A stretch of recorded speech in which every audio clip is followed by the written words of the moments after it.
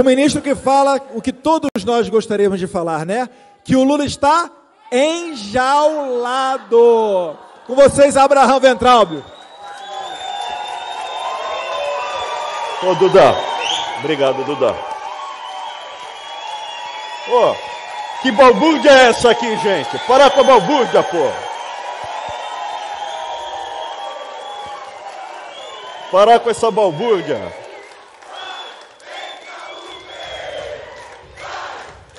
Obrigado. Obrigado, gente.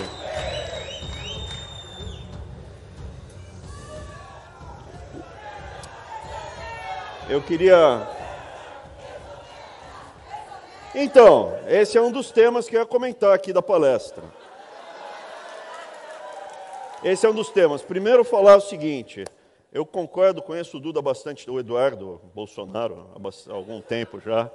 Agradeço. Eu fico impressionado com o trabalho que ele está fazendo. Aqui dentro é um guerreiro, mas esse trabalho de costurar a base, as estruturas, para a gente ganhar essa batalha, eu já vou falar da exoneração, calma.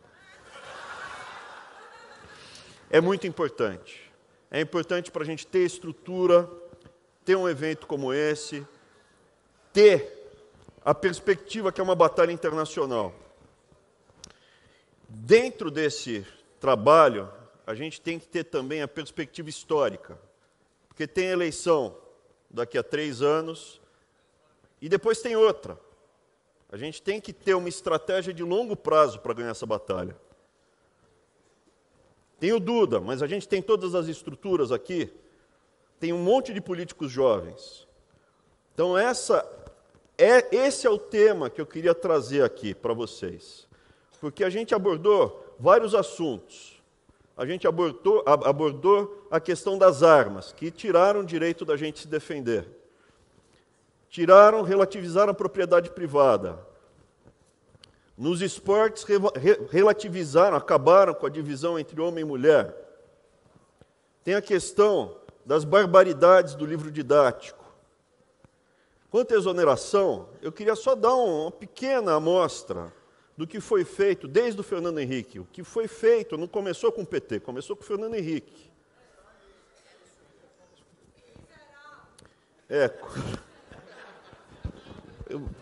O meu irmãozinho ainda está, o Arthurzinho ainda está se recuperando, mas como ele diria, né? Você não morre de AIDS, você morre de tuberculose. Então, você tem a doença oportunista e você tem a AIDS. Quem enfraqueceu o nosso organismo foi justamente... Ninguém começa no crack, você começa na maconha. Quem abriu a porta para o Lula entrar foi o Fernando Henrique.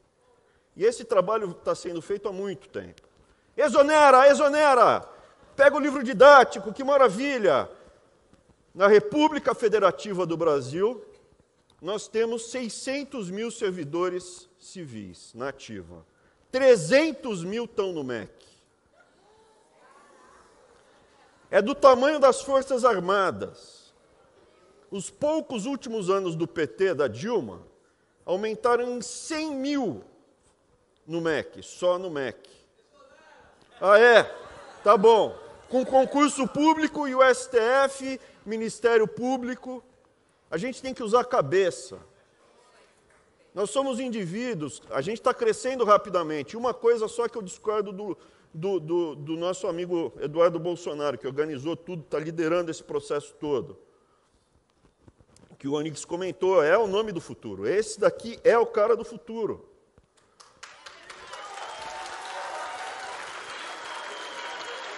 Mas eu não concordo com ele com uma coisa. É um mitinho, ele é um mitinho.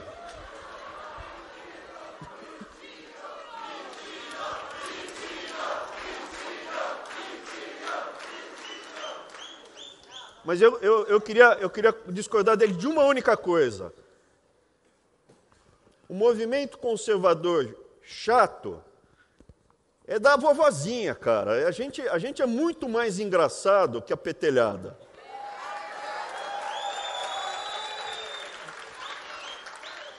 Quando eu era moleque, sempre tinha aquela velha chata que pintava o cabelo de azul. Hoje tem também a mulherada pintada de cabelo azul, que é chata, que vem amolar a gente. a gente é engraçado, a gente é alto astral, estamos com energia e vamos ganhar a batalha. Mas para ganhar a batalha, não adianta atacar os sintomas. Tudo que a gente falou aqui foram os sintomas. Estão destruindo as diferenças entre sexo. Estão quebrando a nossa identidade individual. Porque se eu não sei quem eu sou, por que eu vou lutar?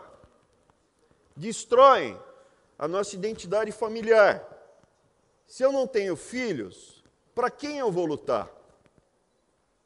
Eles destroem os nossos valores, nossas referências históricas. Cadê o José Bonifácio? Cadê os irmãos Rebouças? Cadê a princesa Isabel? Cadê a dona Leopoldina? Cadê os livros que sempre definiram a cultura brasileira? Cadê a Bíblia?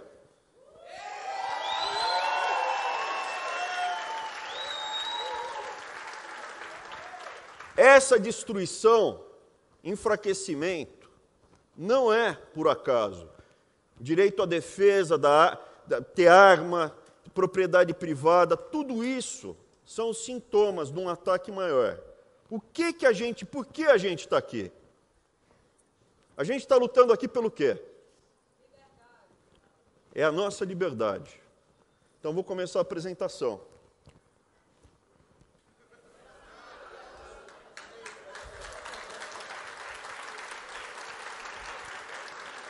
Está na hora de quem quiser tomar o comprimido azul sair. Posso dar sequência?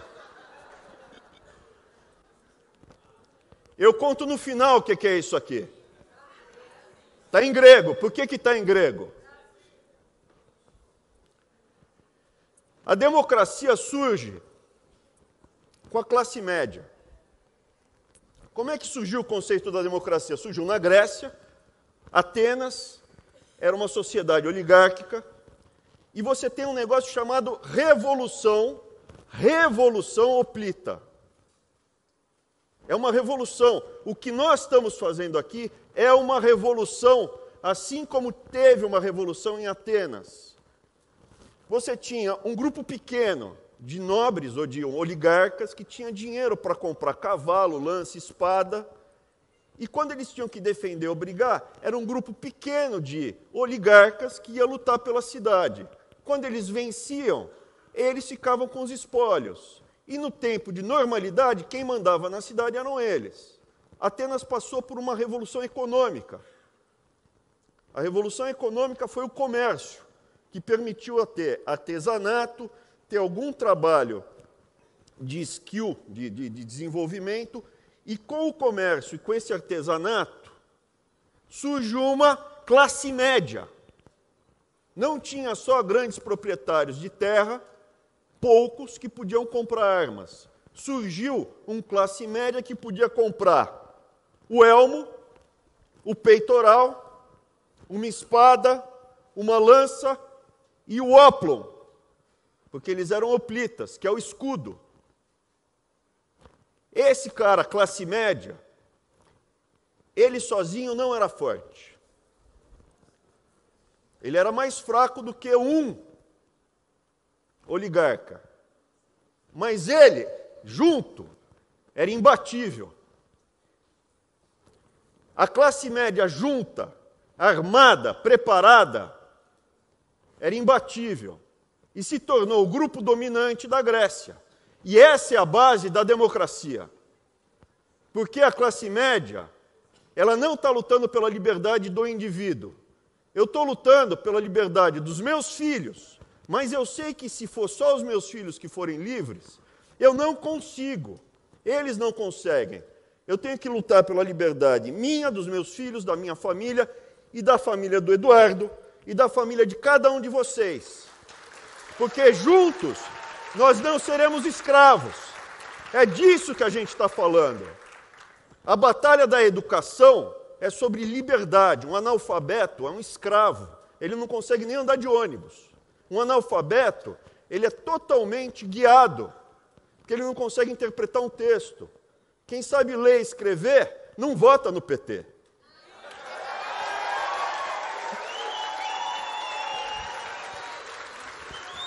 Internet, ler e escrever, acabou a discussão. Quem sabe ler, escrever e é autodidata, acaba aprendendo um ofício. E se tem um ofício, tem renda. E se tem renda, não depende de um demagogo ficar ameaçando. Olha, ou vota em mim ou eu corto o Bolsa Família. Educação da família e ensino na escola gera liberdade. Quem fala que a classe média é fundamental para a democracia é um carinha chamado Aristóteles. Ele estava já depois, uns 350 anos depois da Revolução Hoplita. Mas ele identificou que uma comunidade política que possui extremos de riqueza e pobreza não é uma cidade de pessoas livres, mas de escravos e senhores.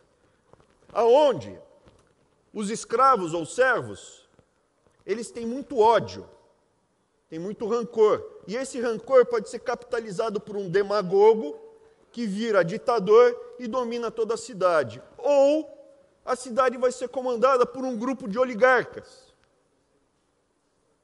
que vai desprezar a maior parte da população. E quando tem uma invasão, os servos estão se lixando, os oligarcas são poucos. As pessoas da classe média são livres da arrogância de ricos e da inveja dos pobres. E como membros dessa classe são semelhantes. E é provável que se considerem semelhantes para discutir tudo, desde como governar e alternar o poder, sem exigir o domínio permanente, como os ricos, ou aceitarem a submissão dos pobres. Aristóteles falou isso há quase 2.500 anos. Mas ele também falou uma outra coisa. Sem uma classe média, normalmente você caminhará para uma situação ou de uma oligarquia elitista, opressora, ou de uma tirania. Uma pessoa que vai lá e vira a massa, transforma essa massa de servos em massa de manobra. Qual é o problema? O problema é que Aristóteles é brilhante, mas ele precisa ser atualizado. Por quê? Porque hoje o desafio é muito pior do que era nessa época. Hoje, você vê um grupo de oligarcas que se uniram numa estratégia totalitária de poder. E é disso que a gente está enfrentando. Quando o Eduardo Bolsonaro organizou o evento em Foz, eu falei en passant que o problema que a gente estava enfrentando é que os comunistas, o movimento de esquerda, era aliado aos grandes bancos, às grandes empresas. Eu não tive tempo de explicar com o que a gente estava lidando, mas para a gente ganhar estratégia de longo prazo, não adianta atacar os sintomas. Você tem que descobrir a causa. Quem é o nosso inimigo? Hoje enfrentamos a aliança de famílias oligarcas com tiranos demagogos. Eles estão unidos. Poucas famílias que controlam segmentos inteiros da economia estão unidos umbilicalmente com movimentos totalitários de esquerda, que desenvolveram uma estratégia de domínio cultural, social, desestruturação dos nossos valores, das nossas referências, das massas desprovidas. A classe média é inimiga desse movimento. E quem falou isso foi uma das pessoas mais brilhantes em termos de capacidade de análise, uma das melhores análises que eu já vi nos últimos tempos. Mas deixa eu voltar, antes de passar a análise dessa pessoa. Isso ainda eu estou trabalhando nos conceitos, mas o que você tem hoje? Você tem o craqueiro, que é o lumpesinato, é o cara que perdeu tudo. É a massa de manobra total. Quem ele é? Ninguém. Quem você é? Não sou ninguém. O craqueiro é um momento extremo, mas você encontra muitas pessoas que estão nessa situação sem usar o crack. Eu vou achar outro termo depois. Mas é uma pessoa que perdeu todas as referências. Quem você é? Não sei, não sou ninguém, não tenho casa, não tenho ofício, não tenho religião, não tenho os valores, não tenho ideologia, não tenho identidade, não tenho sexo, eu não tenho país, não tenho família e eu não tenho perspectivas. E principalmente as perspectivas intergeracionais. Isso é, eu não tenho perspectiva de lutar pelo meu filho e pelo meu neto, que é o que levava os hoplitas para a falange, para defender o quê? A família dele, a próxima geração. Eu vivo o momento. E numa situação extrema, eu uso crack. Pronto, já vai sair na Folha. Ministro da Educação usa crack.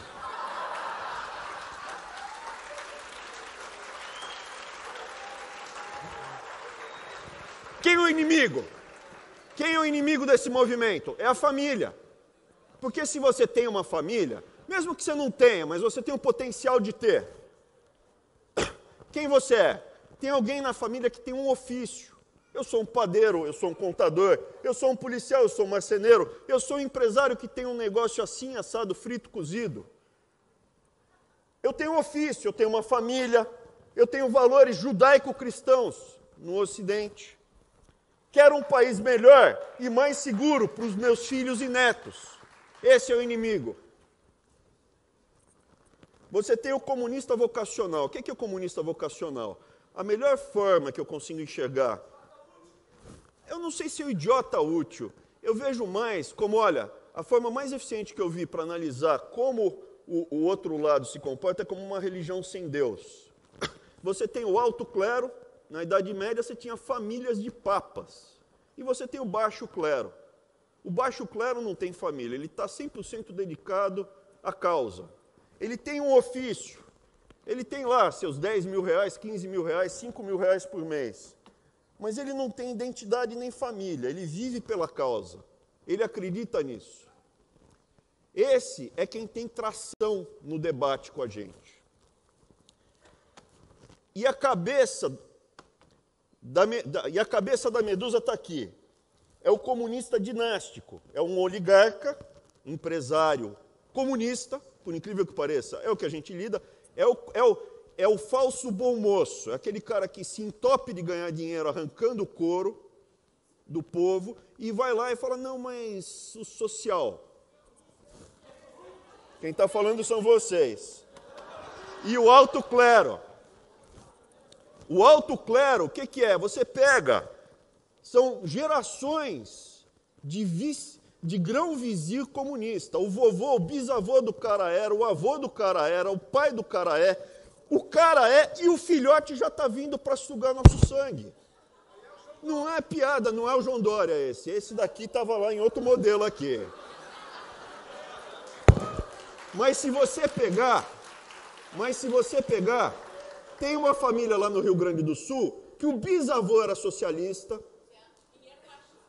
Tem um monte, mas tem uma lá que o pai está no PT, a filha está no PSOL, e o filhote, que já está lá com seus 30 anos, não sei, você que está falando também. Mas voltando, esses são os inimigos. A classe média é o alvo. E foi muito identificada por uma das melhores análises políticas que eu já vi. Por favor, passa o vídeo. Passa o vídeo. Passa o 5 anos antes do impeachment. Marilena Chauí. Escuta, não despreze o inimigo. Seu inimigo é inteligente. Nosso inimigo não é um rato, não é uma formiga. Ele é tão forte ou mais forte que a gente. Eu vou falar num tom que não é o meu, porque eu estou com uma gripe do cão. E se eu falar no meu tom, eu vou... Presta atenção na gesticulação dela. Vou falar numa voz que não é minha compara com e o que me Terceiro Reich, desgosta Alemanha muito, nazista. E é a troca voz a que palavra sobrou. classe média por judeu. E por que eu defendo esse ponto de vista? Não é só por razões teóricas e políticas. É porque eu odeio a classe média. A classe média é o atraso de vida. A classe média é estupidez. É o que tem de reacionário, conservador, ignorante, petulante, arrogante, terrorista. É uma coisa fora do comum a classe média. Então, eu me recuso a admitir Presta atenção. que os trabalhadores brasileiros, porque eles galgaram direitos, conquistaram direitos, esses direitos foram conquistados por 20 anos de luta, 20 anos de luta, fora os 500 anteriores de luta e desespero, e dizer que essas lutas e essas conquistas fizeram a gente virar classe média de jeito nenhum. De jeito nenhum. A classe média é uma abominação política, porque ela é fascista. Ela é uma abominação ética, porque ela é violenta. E ela é uma abominação cognitiva, porque ela é ignorante. O que você faz com a abominação?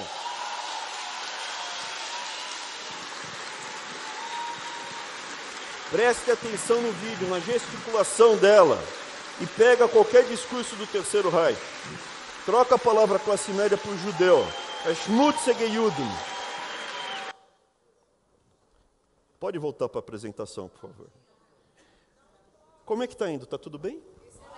Eu prendi a atenção de vocês?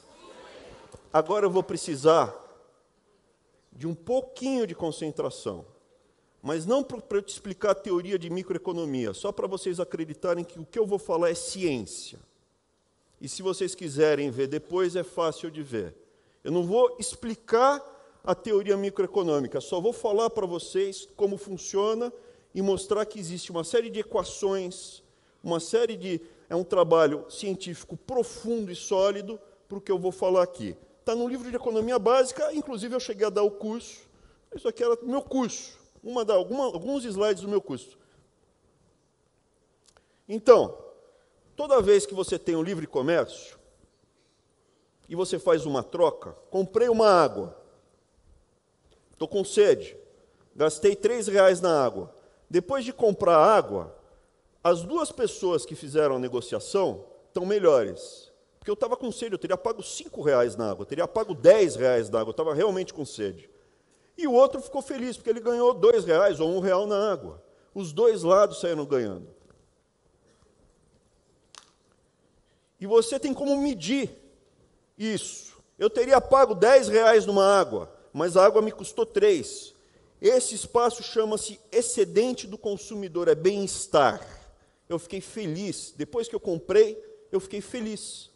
Eu estou melhor do que antes. A pessoa que vendeu teve o excedente do produtor. Não é lucro, não chega a ser lucro, é o excedente. Ele tem o excedente do produtor. Aí tem todas só equações para mostrar como se faz as contas, onde você acha o ponto ótimo. Tem um detalhe que chama-se custo marginal. Para eu produzir essa garrafa de água adicional, quanto me custou? Por quê? Porque no livre comércio, o preço praticado é igual ao custo marginal. Isso é, se eu puder produzir uma unidade a mais e ter 1 centavo de lucro, eu vou produzir, para ter 1 centavo a mais de lucro. E se eu tiver prejuízo, eu paro de produzir. Então, quando você tem a concorrência perfeita, você produz, a economia inteira produz até o custo marginal. Custo marginal é igual a preço.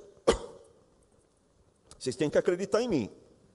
Não estou explicando como na minha aula. Na minha aula seria bem mais longa, só para mostrar que eu não estou chutando com os 2 pés e tentando ficar de pé. Aqui já falei da concorrência perfeita, tem os price takers, price offers, como é feita a conta, onde você maximiza o lucro. Aqui você tem o excedente do consumidor, aqui você tem o excedente do produtor. E todo mundo sai ganhando. Como é que é feita a conta? Custo marginal. De novo, excedente do consumidor, excedente do produtor. E aí, dependendo da inclinação da curva, isso é um produto. Aí eu vou falar uma coisa que é interessante. Um produto que é mais fundamental, tipo o meu Liptor, para o colesterol.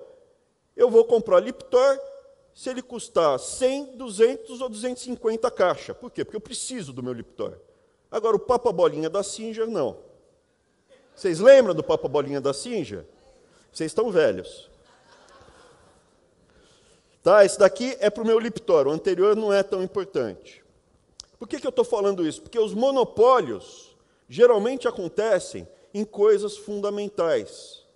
Não é no monopólio do Papa Bolinha da Singer, é só a Singer que produz, que se exploda, ela que fique com o Papa Bolinha. Mas geralmente os monopólios que contam são em coisas que a gente realmente precisa. Vamos falar disso. Existe monopólio, que é quando só um vende, e existe monopsônico, que é quando só um compra. E você já sabe o resultado. Quando só um vende, geralmente essa pessoa arranca o couro. E quando só um compra, ele também arranca o couro. Aí o que acontece? Eu vou mostrar como é feito esse processo de arrancação de couro. Não, você sabe como é na física, você já sentiu isso, eu vou mostrar graficamente.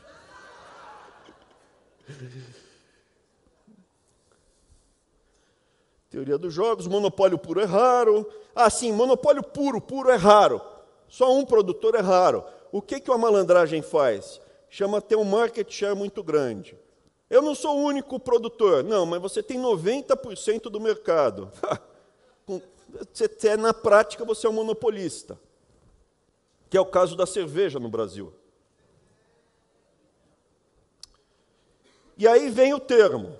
Vocês lembram que eu falei na concorrência perfeita, preço igual a custo marginal? Pois é, no monopólio, ou quando você consegue se diferenciar com uma marca, por exemplo, então relógio. Relógio pode ser de R$20 até, sei lá, R$100 mil. Você tem um markup, você consegue agregar valor e pegar o excedente do consumidor. Chama markup, que é a diferença entre o preço praticado e o custo marginal. Não precisa entender, é só acreditar em mim que estão arrancando couro de você. Ah, já peguei. Aluno meu de esquerda que não estudou na prova fala assim, professor, é mais-valia, que no Capital, Karl Marx falava do mais-valia, que era o processo e tal. Falou, não, mas mais-valia não existe, não tem uma equação mostrando mais-valia. Mais-valia é a religião deles lá. Não tem estudo científico que comprova que mais-valia existe. Mais-valia não existe, mais-valia é você ter estudado mais, era o que eu respondia.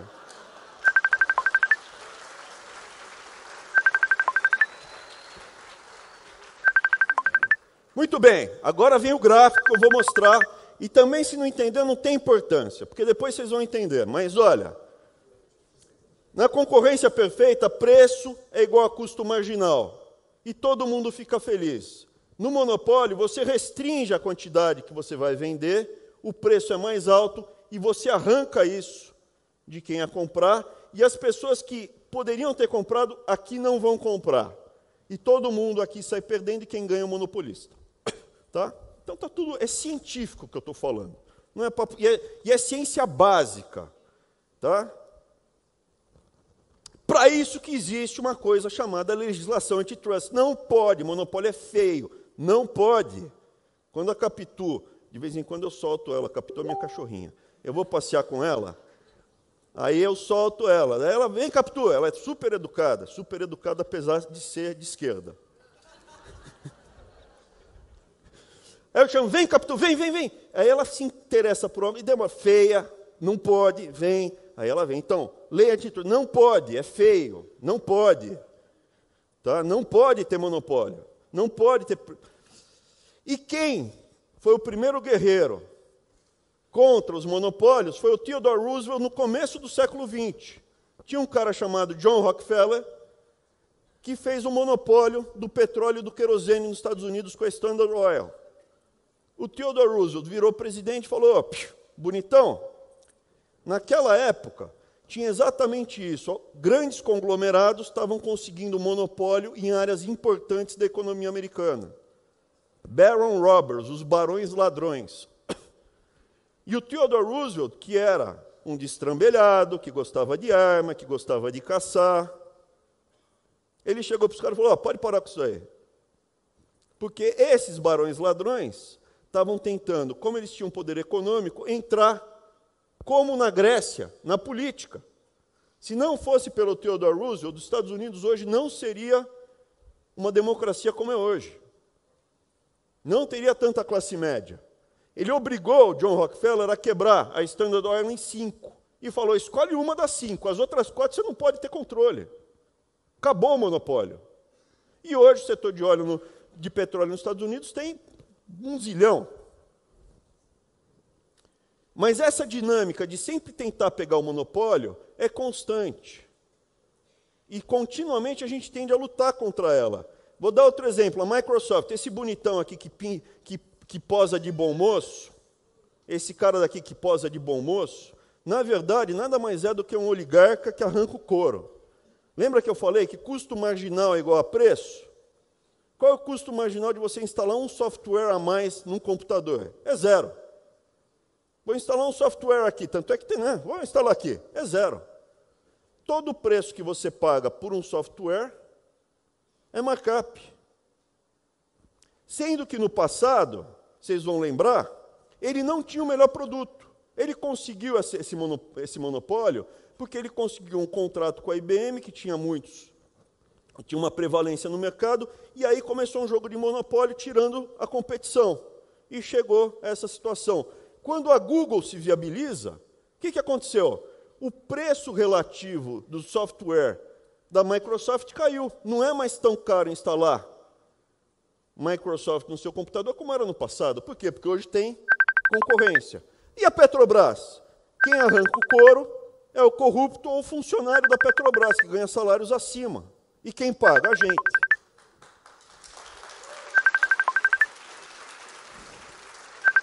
O que aconteceu no Brasil? Desde o Fernando Henrique está acontecendo isso. Tem o CAD, que é a agência antitrust. Continuamente a gente vê monopólios e oligopólios sendo criados. Cerveja, bife, frango, papel e celulose, banco. Aonde você olha, setores e setores da economia se monopolizaram ou se oligopolizaram. Os campeões nacionais são o último capítulo desse desenho. Isso feito com o nosso dinheiro, porque tem incentivo fiscal, feito com juros através de BNDES, Banco do Brasil Caixa, fundos de pensão e olhos cegos e ouvidos moucos do CAD. Foi a única vez que isso aconteceu no mundo? Não. Foi a primeira vez que um partido com aspirações totalitárias chegou para algumas famílias de grandes empresários e falou: vamos conversar? Não. Já aconteceu isso antes. A gente não está vivendo uma economia soviética. A gente, não estou falando que tem forno crematório no Brasil, não estou falando que eles são nazistas. A dinâmica econômica é semelhante ao que aconteceu na Alemanha do Terceiro Reich.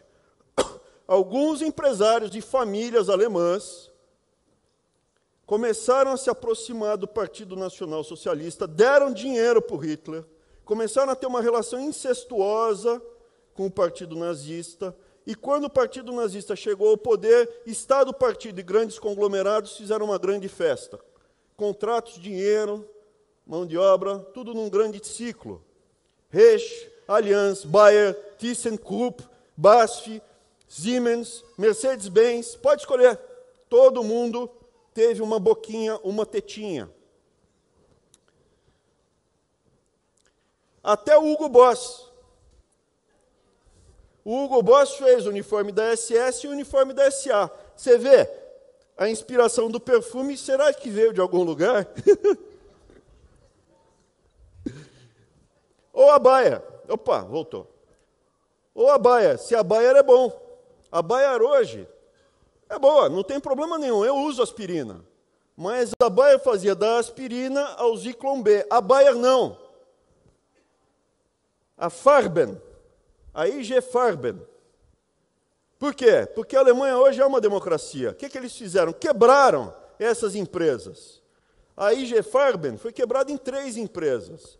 Verdade que o Fritz Mir, que tocava as operações de Auschwitz, ele se tornou presidente da Bayer depois da guerra. Mas a Bayer parou de fazer esse jogo de tentar influenciar a política, dinheiro, contratos para o partido e suprimir a classe média. Eu poderia passar vários vídeos que mostram o Hitler falando para você entregar a sua identidade. Você não tem que pensar como indivíduo. Você tem que se entregar para o partido, pensar no coletivo, no todo. Mas eu vou continuar aqui, porque senão também, né, o objetivo é só passar uma pequena amostra do que... Deixa para o próximo ano. Pode ser, Duda? Você me chama no próximo ano? Beleza, obrigado. A Alemanha enfrentou o problema. Esse cara daqui é o Porsche, que inventou o Fusca. Eles controlam uma série de empresas, desde a Porsche até a Volkswagen, Fiat, um monte. Mas eles não se metem mais num jogo totalitário. BMW. Essa daqui é a família Goebbels. No bunker, ele dá cianureto para todas essas crianças de branco e esses dois se matam. Esse daqui é o enteado do Goebbels, era filho do primeiro casamento dela. Ele escapou, ele não estava no bunker. Ele fundou, a família dele, né, o que originou são os donos atuais da BMW, da Mini e do Rolls-Royce. Mas não se metem mais no jogo totalitário na Alemanha. A Alemanha hoje é uma democracia, está livre desse cancro. Qual o problema? O problema onde não teve essa crise tão grande, essa lição tão grande, algumas empresas e conglomerados e famílias não aprenderam essa lição. E a classe média também não aprendeu a lição. Estados Unidos, 30 de outubro de 1939, pouco antes de começar, véspera da Segunda Guerra, no meio de Manhattan, desfile com as bandeiras americanas, todo mundo batendo palma. Opa, tem uma coisinha aqui na frente, o que é? Sempre houve jogo totalitário no mundo inteiro. A gente está vivendo uma reinterpretação desse jogo totalitário, que se aliou ao movimento marxista cultural, e essa é a causa do problema. A gente pode ficar atacando os efeitos. Estão falando mal da Bíblia. Estão falando que todo mundo nasce igual, com sexo. Depois a gente escolhe o que vai ser quando crescer, né, de sexo. Né? Eu posso dar vários exemplos. Esse Thomas Watson era o representante da IBM na Europa. A IBM ganhou o primeiro grande contrato, e aí começou, com a Alemanha nazista, entregando cartões perfurados, que é o avô do computador, para identificar quem ia para o campo de concentração. Grandes conglomerados, fora da Alemanha, não aprenderam essa lição, continuaram nesse jogo. Esse cara daqui é o Henry Ford, ganhando umas medalhinhas dos representantes da Alemanha nazista. O Henry Ford era um nazista. Mas ele era brilhante. O Porsche também era brilhante. Eu uso aspirina. Esse cara daqui, na pessoa física, era um escroque completo. Só que a família dele não aprendeu que não pode, que é feio. Por isso que a Fundação Ford dá dinheiro para a ONG no Brasil, cercar a minha família em Santarém, para detonar comigo e com a minha família na frente das crianças. A Fundação Ford faz isso, interfere diretamente aqui no Brasil na nossa liberdade, na liberdade das nossas famílias. Mas não é só a Fundação Ford.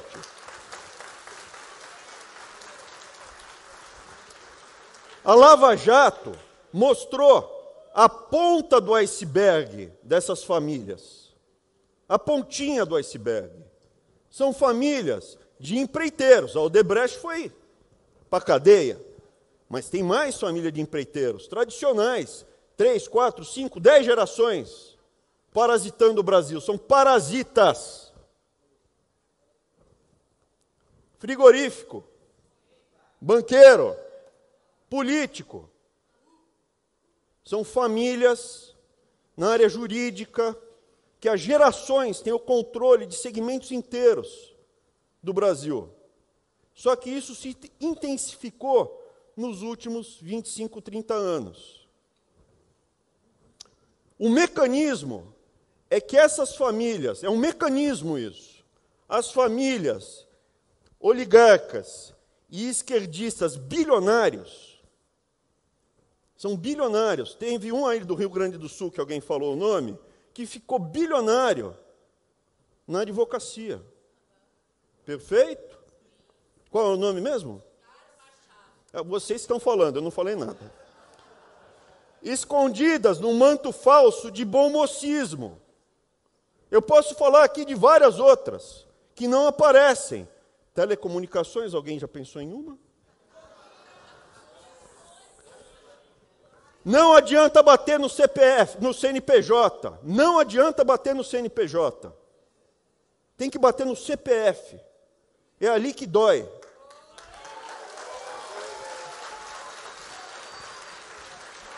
E aí, vocês chegam e falam assim, exonera, exonera. Nós somos indivíduos com nosso CPF. Vocês têm que entender o tamanho da montanha que a gente tem que escalar todo dia. E vocês ajudam muito. Sem vocês, a gente não tinha a menor chance. Eu era um de vocês na Paulista.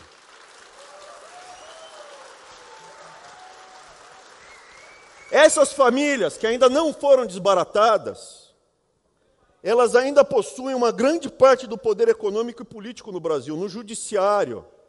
São famílias que estão lá. E é contra isso que a gente está lidando. Como a gente desmonta, como a gente corta a gasolina. Para fazer manifestação precisa de dinheiro. Vocês repararam que as manifestações estão menores? Porque a gente está cortando a gasolina. Antes de exonerar, precisa cortar a gasolina. Só que a gasolina ainda não foi cortada. E aí? Vamos encarar o problema?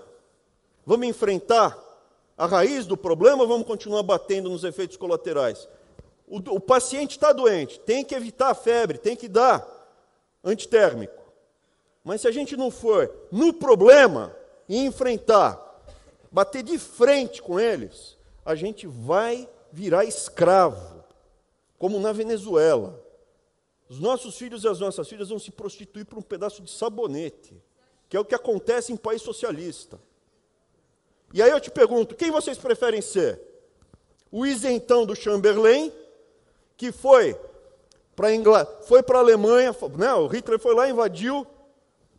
O Chamberlain, isentão, razoável, bem educado, foi lá, apertou a mão do Hitler, falou, vamos conversar. Dialogando, a gente se entende. Entregou a Tchecoslováquia para o Hitler, voltou com apertou a mão do Hitler, voltou com um pedaço de papel e falou, paz no nosso tempo, fiquem tranquilos. Pouco depois, Segunda Guerra Mundial. Ou vocês preferem esse gordinho aqui, falava palavrão, bebia, contava piada, ia para cima. Eu já escolhi o meu lado.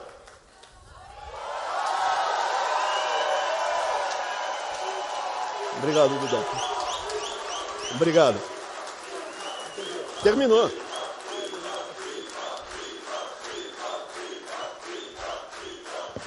Obrigado, gente.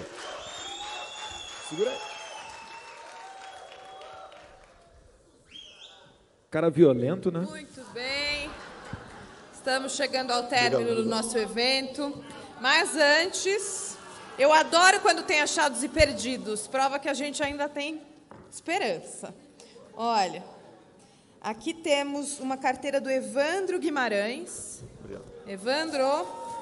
E o saquinho, que eu não vou revelar o que tem aqui dentro, também dele. E depois tem o Washington Fernandes. Eu vou deixar aqui com os nossos seguranças. Tá? Seu nome, por favor? Pronto, está resolvido. E agora, com vocês, passo a palavra ao nosso deputado federal. Uma bandeira imperial, olha só, e um paletó. Alguém achou? Estava numa cadeira ali, é isso? Ontem, tá. Então vai ficar no Achados e Perdidos. A gente tem um lugar pontual de Achados e Perdidos? Hã? Um boné também? Tá. Na chapelaria, tá. Tudo na chapelaria. Fone de ouvido, cada hora chega um negócio. Bom, o negócio é o seguinte... A moça que perdeu o livro ainda está aqui? Porque o livro foi achado. Está na chapelaria, ou então perguntem para os seguranças. Está com ela o livro, tá? Bom, de qualquer forma, temos Achados e Perdidos. Qualquer coisa, perguntem para os assessores e tal, que vocês vão achar os pertences de vocês. Bom, e agora, finalmente, a gente realmente chegou ao término do nosso programa. Espero que vocês tenham gostado, saindo daqui fortes, fortalecidos, embasados. E no ano que vem temos mais CIPEC. CIPEC 2020, estejam preparados.